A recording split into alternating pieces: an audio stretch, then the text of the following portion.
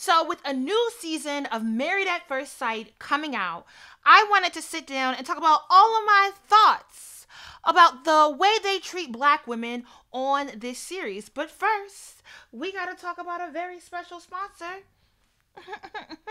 Scentbird. You know, I've actually been really into scents, and I love their whole setup. They are a monthly subscription service. It is $16 a month. Use my coupon code down below for 30% off your first month, making it only $11.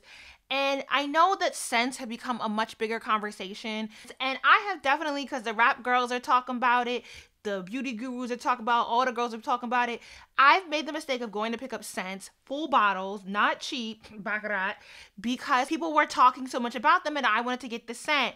And to smell the scent in the store, even smell it on your wrist while you're at the store is one thing, but to get home and to start wearing it regularly, one, big bottles last forever. And then a lot of times I find myself purchasing these really expensive high-end scents, the full bottle, and not really liking it, especially when I can only buy it online and not get it in the store because I live in Charlotte, North Carolina. And then you order them online, you get them, and you're like, oh, this isn't really doing anything for me. The body chemistry plus the scent aren't matching. And so Scentbird is right up my alley because I've really been into getting the travel size of scents and testing them out before I commit to purchasing. And to get a monthly subscription for $16, girl, because these little vials could still be pretty expensive. And I love the little concept. You simply take the vial, you twist it, you can pop it out, or, you know, use that to be your little pump. And they sent me 3 scents. So I got Oscar de la Renta Alibi. Let's give this a little pump, put it back in here. Okay. We're not going to spritz it on me because we're not trying to get a migraine by mixing scents. Definitely getting something juicy, getting notes of like ginger and vanilla, like a light like bottom note of musk. Don't get me to lying, like I know what I'm talking about, but I'm feeling it.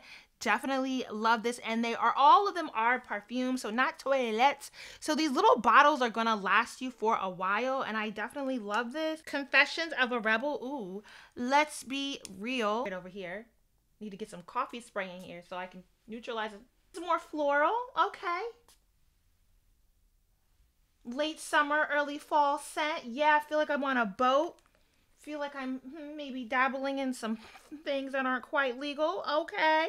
Yacht behavior over here. Oh, I love this color blue on the package. Is Es Libre de Orange, baby. We don't speak no other language, barely speak English. Exit the king. I think these are small sizes, but yo, these little small sizes, especially when you're getting 3 scents, you can layer them, you can mix and mingle. You can always go back to Scentbird website and buy the full bottle if you really get something you like. Ooh, that's real citrusy. I love a citrusy scent the most. I love a good real summertime scent. You know, when I'm giving real yacht behavior, I feel like the scents should match.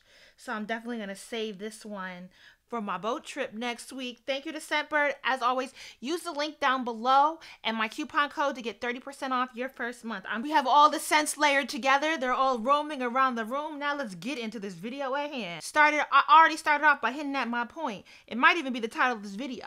Married at First Sight is dangerous for Black women. And girl, I love me a good mess. I love some scandalous TV shows. But Married at First Sight, for me at this point, is continually putting Black women through emotional terrorism, even when the relationship works out. I have never been able to fully engage with this television series because I am just aghast. I am highly disgusted. I am so turned off from the continual harm that Black women are put through on this show. Now, as the title of the show suggests, Married at First Sight, for those who don't know, is a TV show that here in America shows on Lifetime. The series is based in different cities every season. We had one season based here in Charlotte, North Carolina. This past season was based in Atlanta, Georgia.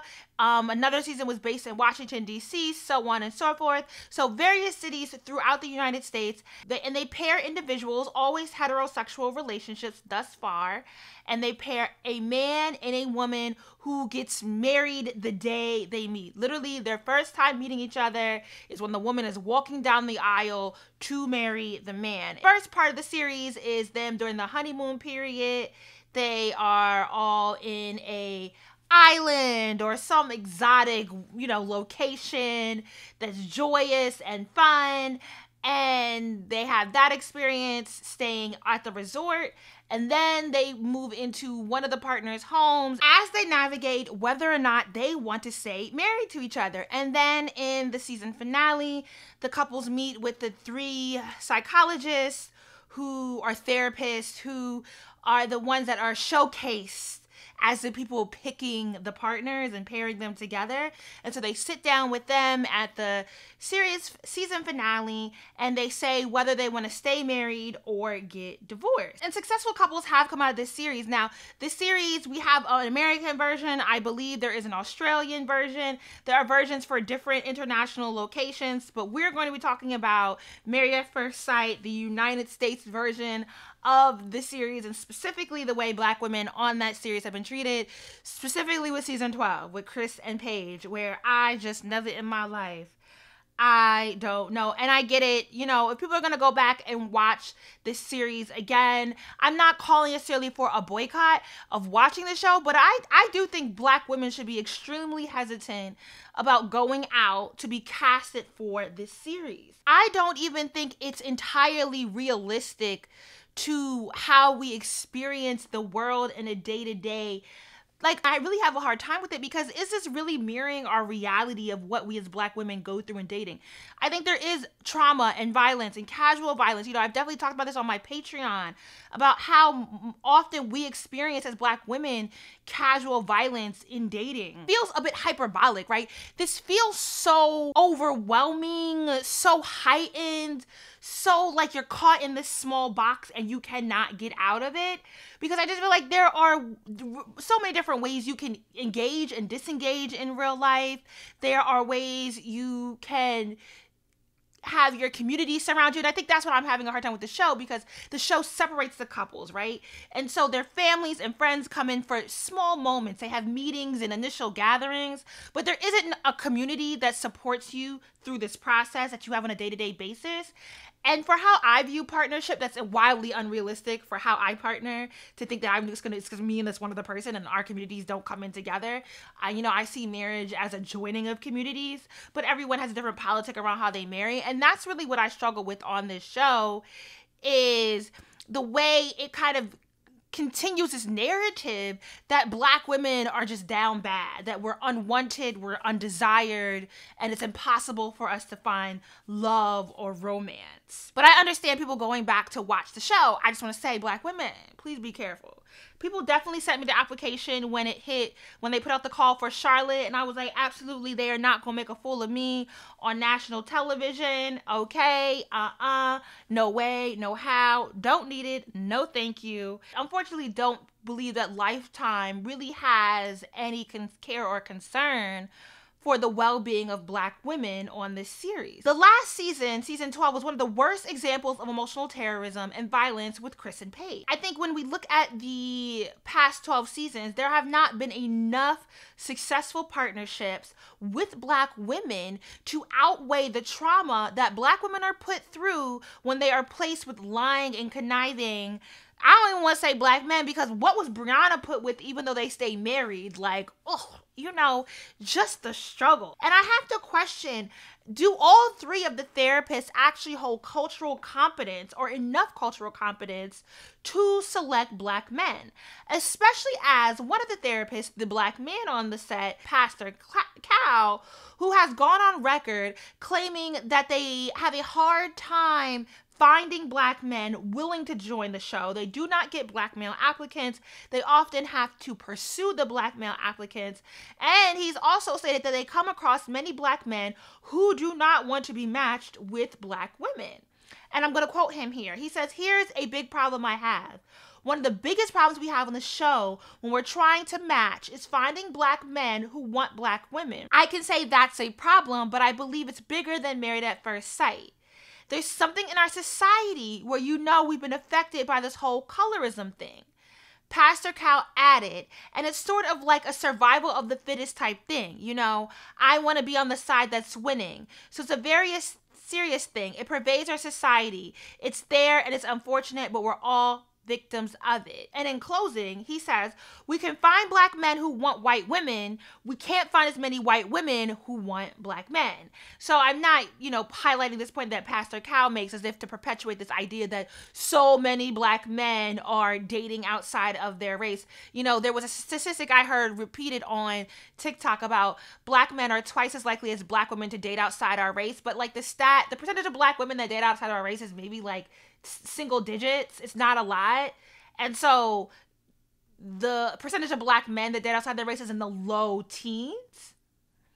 And we're not really resolving anything by pursuing white partners, because a lot of the issues that we want to claim we have in the black community, they don't have the issue of anti-blackness and racism, but emotional terrorism, patriarchy, manipulation, transactional relationships, I don't think race begets any of that, okay?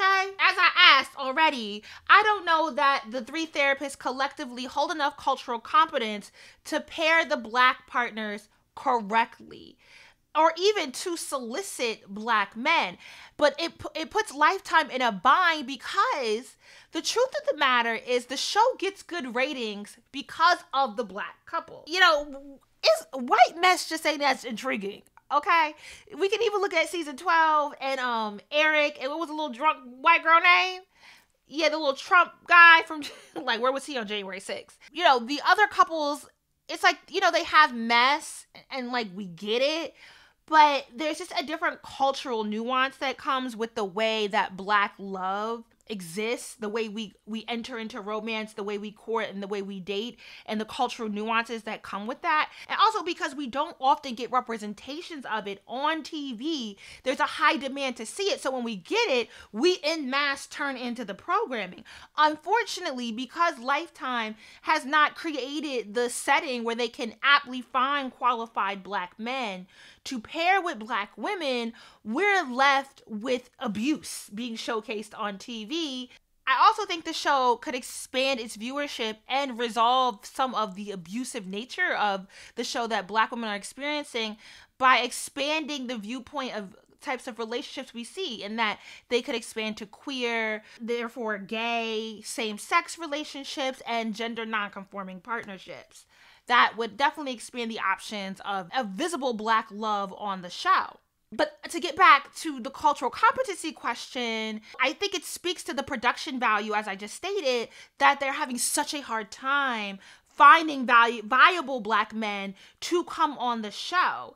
And then that leaves them believing that someone like a Chris is a viable partner for someone like Paige. Now, Dr. Vivian has said Chris was not on our radar for anything negative. He was a front runner from the beginning, and she makes the claim that this was the case not only for the therapists and therefore experts, but also production and anyone who had anything to do with the setup of the show.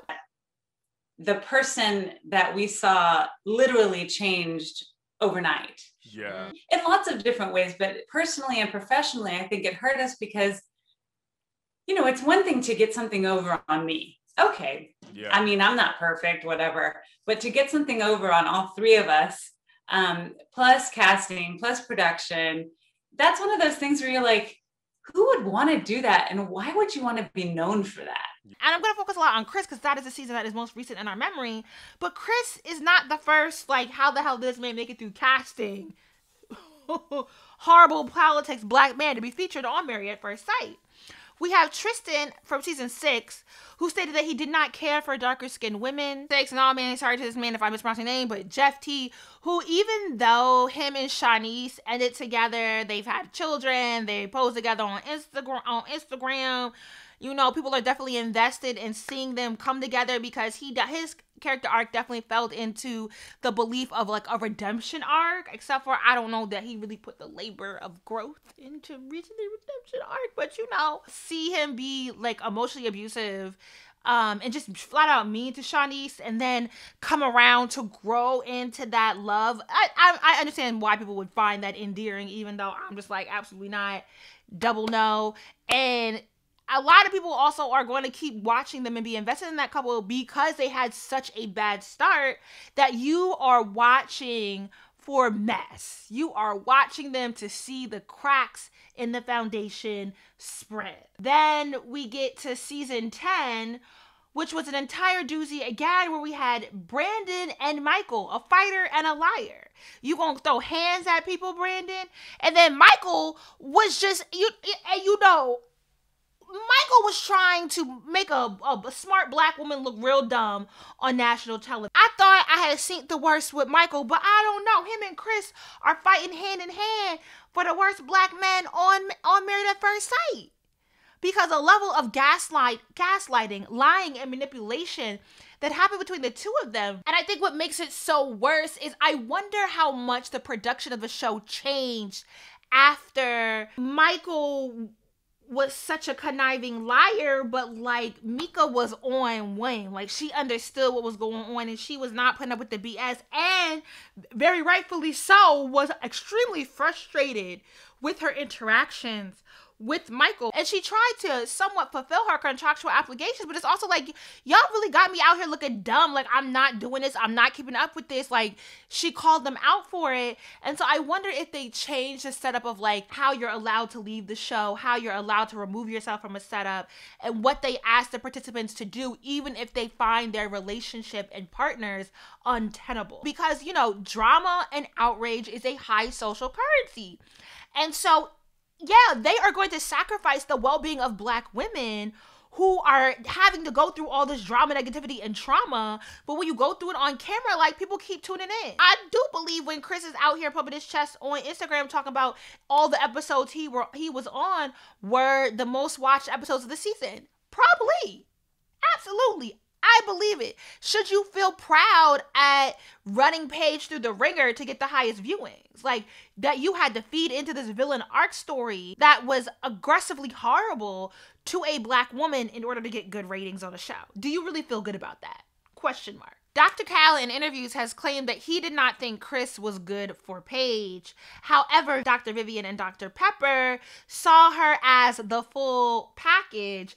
And the one thing that scares me, though, is he is so particular and so darn persnickety about everything, from his hair to his clothing. Everything has to be perfect. And I don't know if she's going to fit into his perfect image of what a wife looks like. I think these are people with great things to give each other. Very good. Yeah, I think Very so, too. good. And part of it is getting all of our people from the idea of dating to what is a marriage, what sustains you for a lifetime. We're trying to get people to realize love is grown out of discovering who you are and how beautiful you are inside and out. I think she's attractive. I think she has a really nice bod. I think they're going to find each other very attractive if they give each other the right time to understand actually that they're outstanding individuals. And again, I'm going to ask for like the fifth or sixth time. Do they have the cultural competency to understand the politics of desirability that exists within the black community, to understand what Chris was giving? Because on episode 1, before Paige even walked down the aisle, this man, this grown man, out his mouth stated that he wanted submissive, sexy, freak, good and bad. Those were the qualifiers of what he wanted in his wife. Hashtag blessed with dollar signs. Baby, if that wasn't given fuckboy tees, especially in Atlanta, you got a black man from Atlanta saying these things.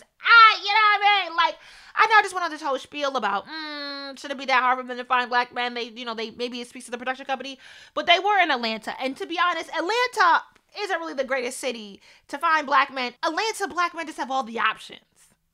Too many things are happening. You know what I mean? I'm not being homophobic because, like, you know, sexually fluid, do what you want. But they really got all the options. Do you want pussy? Do you want pussy? Okay? Hey, you can want both. Just decide how to ethically go about it.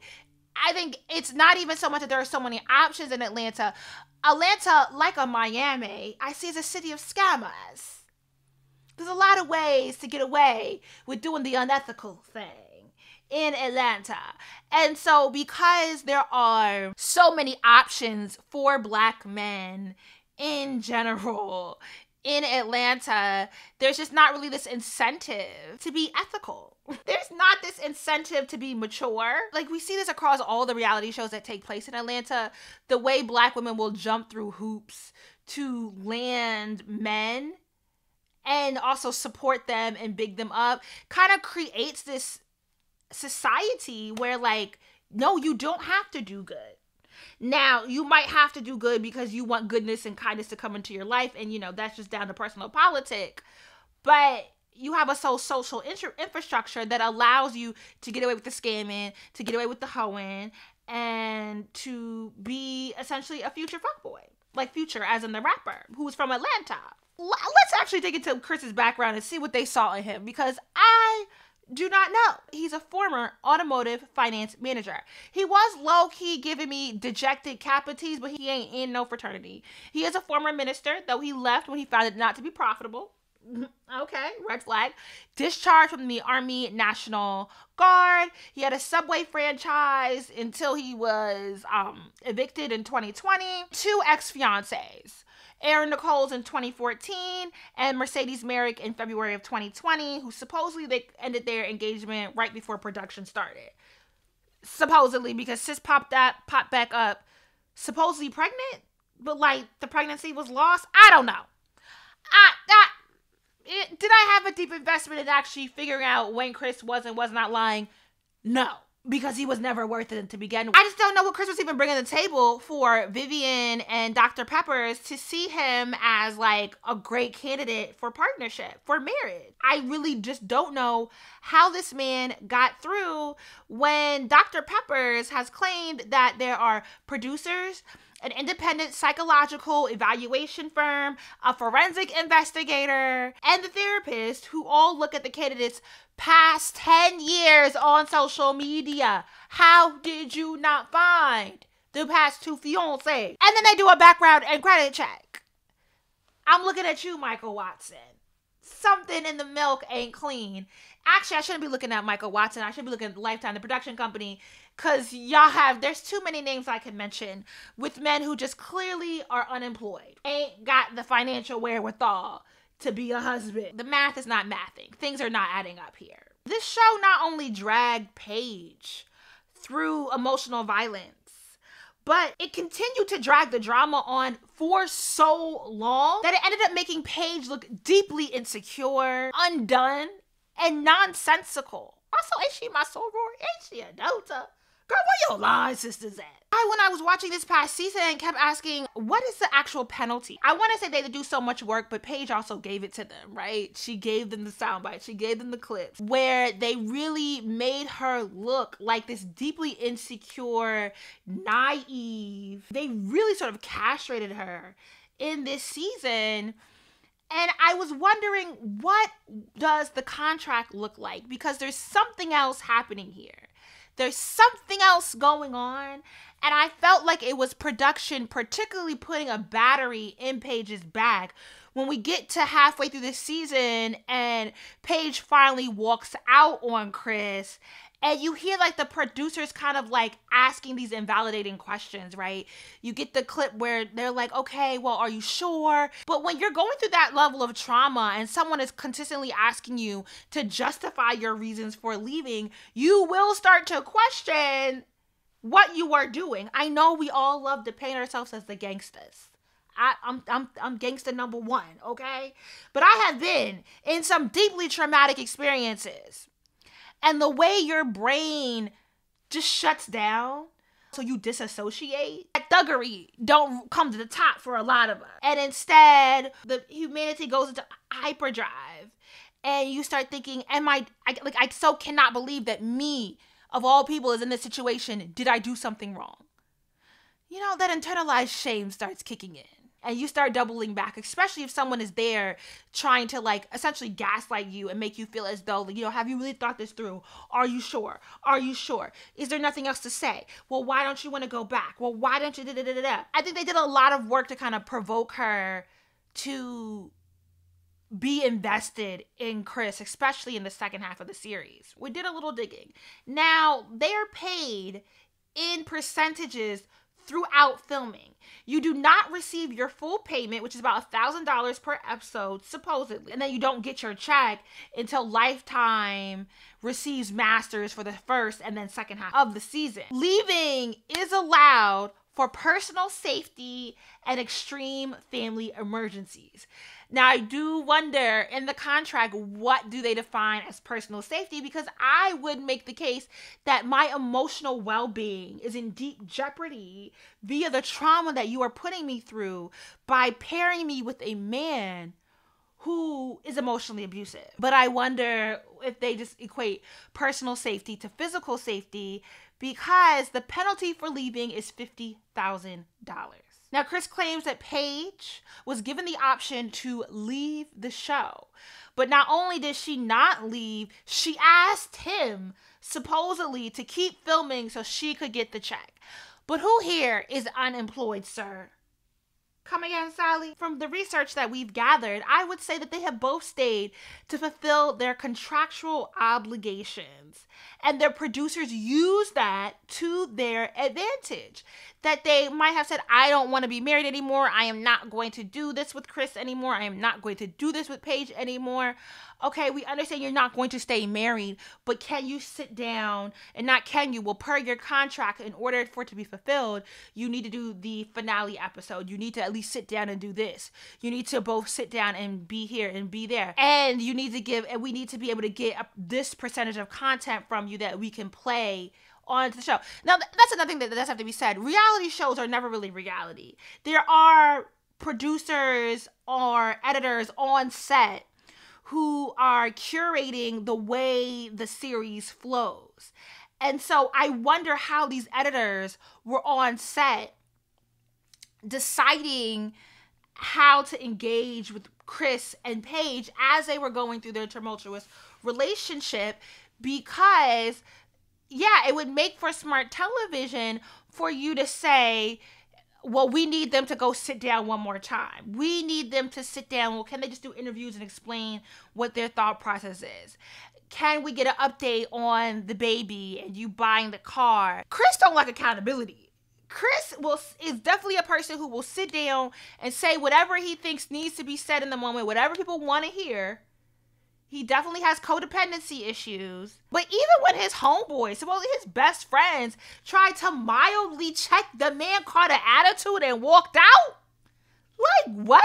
Unwell, unstable, emotionally immature. Should have never got casted on the show. But I think the habitual liar aspect of it, especially because he lied in a way where he would say whatever needed to be said in the moment. So when he goes back and says, I want to try and work this relationship out, that nigga is performing for TV. That was acting. Horrible. But that was all acting. I think the editors used that to their advantage. And they pushed both of them to continue to participate in the show and to continually speak on their relationship. And it down bad for Paige. Horrible representation. Did not like it. Deeply abusive. And I was also deeply offended that Chris used Paige's religion and her faith against her. And I know so many people I know there's definitely commentary to be had about the way that through God I could do anything, and because I believe marriage is sacred, and because I believe the way faith works, and the way she kind of absently placed it on this marriage, because there's commentary. There's commentary to be made about Christianity and the way it harms particularly Black women when we get caught up in this, well, I'm going to stand by my man because I got faith in Jesus. And it don't really do us a real service. But I think that's unfair here, right? Because Chris presented himself as someone who is educated in the word, right? As a former minister, he presented someone as a training on the word. And so I am sure in conversation, Paige believed that he understood her faith, even though it was edited and presented as some absent-minded, through God I can do anything, and my marriage is just sacred, so I just went with it. I am sure Chris fed into that because he was also hyped up as a former minister, as a man of the church, as a man who comes from a conservative Christian family. And because of that training, which would have suggested that he understood the weight of Paige's faith, rather he knew how to exactly weaponize the faith to manipulate Paige. And why I'm giving so much grace to this is because I see black men weaponize black feminism. Weaponize the language of black feminism to get in the draws of black women and then manipulate and treat them badly. To the point that, like, there's definitely been a conversation we've been having about, do you even trust black men who get on here and use black feminist language? And I mean, like, and it happens on every single app. Like, there was just a thing on TikTok with a young boy who was, like, pro-black and pro-black women's safety, and he was being predatory towards underage women. Bell Hooks and All About Love says that not black men, but she says that men in general are emotional terrorists because of our capitalistic society that has taught us that power and domination is the way of life. So men are trained to be manipulators, and women are also trained to use their femininity to be manipulators, to get what they want in a transactional manner. We all down bad, but unfortunately, on Married at First Sight, it's the men that are really showing their asses out here, okay? Well, at least in the black couples. Chris also was a colorist. And if Dr. Cal could speak towards colorism being an issue within how they pair the couples, also with them getting heat from Tristan in season 6, who said he does not prefer to date women that are darker than him. Oh, lazy in the eye, light-skinned ass Negro. One of them, look at my light eye color, I ain't got nothing to say, type Negroes. They took the heat from that and then got Chris, who claimed he was never attracted to Paige, but then leaned into having sexual relations with her continuously, therefore dehumanizing Paige, using her as a thing to be fucked, a piece of meat essentially to get his dick wet. Why would you, knowing how the church and how faith works, have sex not once but continuously with a woman who you then turn around and get on camera on national television and say you were never attracted to her? And then you open up this entire discourse about the desirability of Paige. And I really want a lot of us, before we even get in the comments and start to talk about whether Paige is desirable physically or not, before you reduce her to her ass, untether your anti-blackness. Untether the way you define beauty and acceptability and desirability, and rid yourself of the anti-blackness that comes from seeing women like Paige. She's desirable. She deserves to be loved. She deserves to have romance and safety and compassion in her life. There is nothing that Paige brought to the table that suggested that she deserved the abuse that she faced at the hands of Chris. Nothing. And I just want black women to trouble ourselves before we send out links to our friends telling them, oh, you should apply for this. Baby, no, don't sign up for no type of abuse. And, just trouble yourself. Question yourself before you sit down for the next season of this show. Because, on some sides, what continually perpetuates this mess is that we do keep tuning in high numbers. And we engage, and we talk, and we amplify, and give free marketing and promotion to this series that has shown a complete disregard towards black women.